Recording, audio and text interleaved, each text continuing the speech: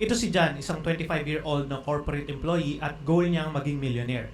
Ang total income niya per month ay 25,000 pesos net. Ibig sabihin ba yan na yung taxes niya, yung government mandated benefits, at iba pang obligations niya. Ito yung disposable income talaga niya. Yung expenses naman niya, meron siyang 12,500 pesos per month para sa family niya. 7,000 per month naman para sa food and living expenses niya. Kasama na rin yung pag-sustain niya sa work. Yung pamasahe, pangkain niya at iba pa. Wala siyang utang pero meron siyang binabayaran na phone worth 2,000 pesos per month. Making his total expenses 21,500 pesos each month. Kung mapapansin mo, may total excess siya na 3,000 pesos each month. Kung ako si John, ganito yung gagawin ko para maging milyonaryo ako. Step 1 is to maximize my current income.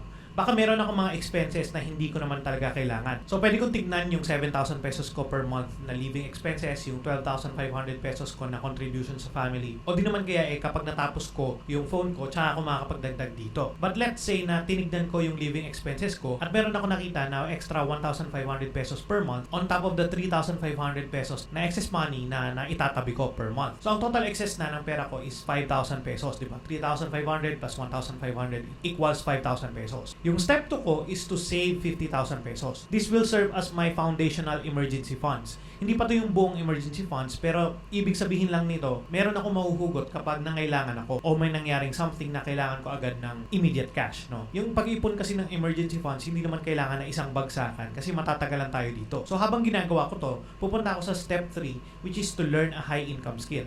I'm going to spend 2 to 4 hours per day learning a high income skill. Kasi pwede ko itong magamit in one of two ways. Number 1 is to look for a higher paying job kung saan pwede ko ma-apply yung skill na natututunan ko. And number 2 is to offer that skill as a side hustle. Maghanap ako ng mga kliyente para mag-offer nitong service na to using the skill that I'm learning. Yung 2 to 4 hours ko na yun, I would focus on doing just two things. Number 1 is to study the full picture ng skill na yun, and number 2 is to apply and practice. At alam ko na ready na ako mag-pitch or mag-apply ng trabaho kapag naiintindihan ko na yung whole picture.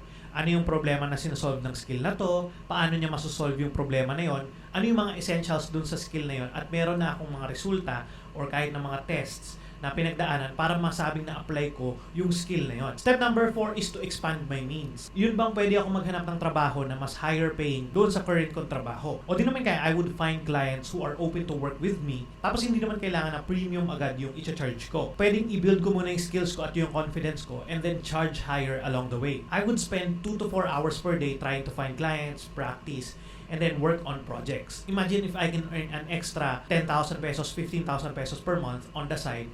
That's good. Okay naman kapag makahanap ako ng company na magbabayad sa akin ng extra 10,000 or 15,000 pesos per month dahil lang sa bagong skill na natututunan ko at mga bagong bagay na kaya kong gawin because of this skill. Yung step number 5 is to manage my extra. I would put the extra money that I have into 3 kinds of buckets. Number 1 is yung building my emergency funds. Diba? 50,000 pesos lang yung nauna. So ngayon dadagdagan ko na. Pangalawa, maghanap ng investments. And pangatlo, yung sustenance or play money. Ito yung guilt-free money na pwede kong gastusin para i-sustain yung current lifestyle ko at alagaan yung sarili ko. Ngayon pag-usapan natin yung investment. Anong klaseng investment ba dapat yung hanapin niya?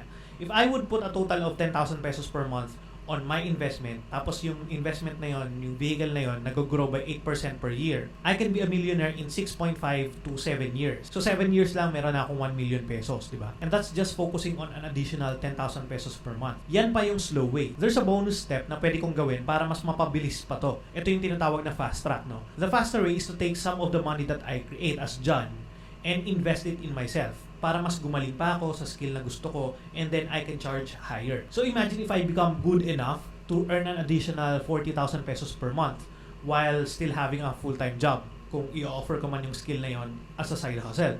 O di naman kaya makahanap ako ng trabaho who would pay me 40 or 50,000 pesos per month more than what I currently have sa full-time job ko. Tapos sabihin natin na yung total lang na ini-invest ko ay 25,000 pesos per month. If I would just use the same vehicle na 8% per year yung growth, I'll be a millionaire in more or less 3 years. So yan yung 5 steps na gagawin ko kung ako si John para maabot ko yung pangarap ko na maging milyonaryo. Step number 1 is to maximize my current income. Number 2 is to save some money, which is 50,000 pesos. Number 3, learn a high income skill. Number 4 is to expand my means, and number 5 is to manage my extra. Tapos continue reinvesting in myself kasi ako naman yung main money maker, and then charge higher and earn more. Kung pangarap mo din maging millionaire at gusto mo rin magkaroon ng idea kung paano magagawa yun, just PM me, send me a message, tapos pag-usapan natin yung current status mo, and then I'll make a plan for you. That's it for me. Thanks for watching, and remember, just conquer today.